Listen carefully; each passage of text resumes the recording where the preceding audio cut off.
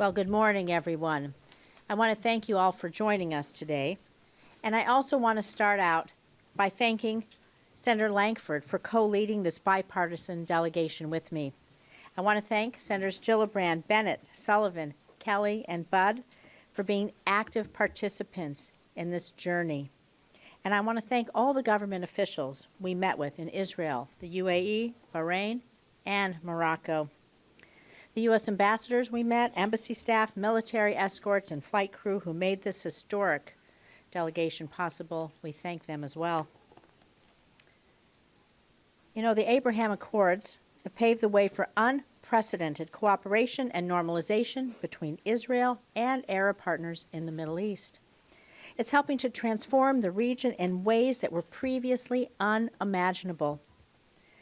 As two of the co-founders and co-chairs of the bipartisan Abraham Accords Caucus, Senator Lankford and I wanted to see firsthand the impacts the accords are having.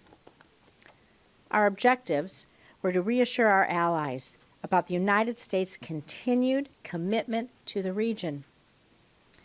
They were to strengthen the U.S.-Israel relationship, to learn how we can deepen existing Abraham Accords partnerships, and to bring more countries to the table. We were so proud to lead this bipartisan Senate delegation to countries that are part of the Abraham Accords.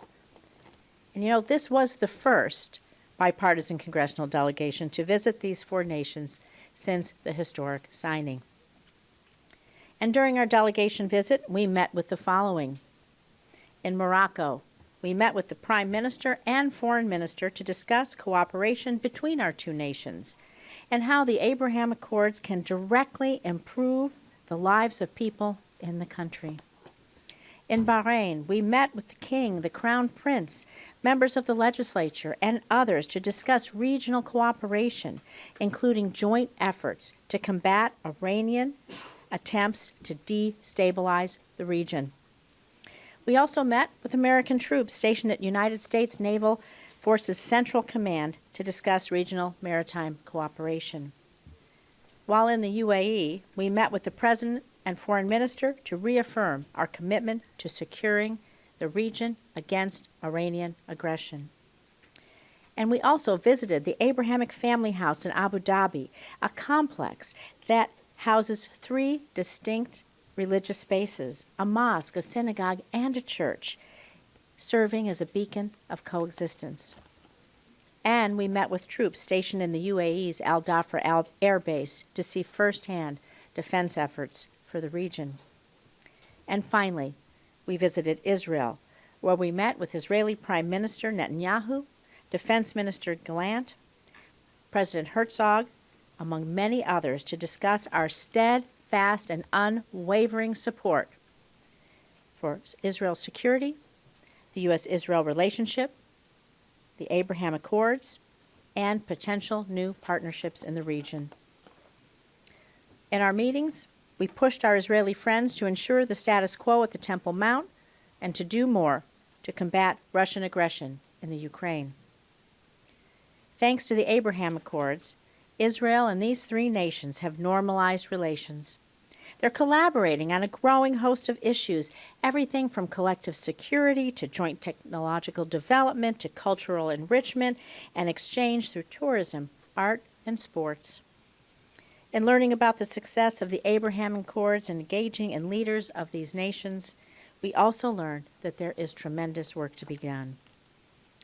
Warm relations between leaders is an important factor.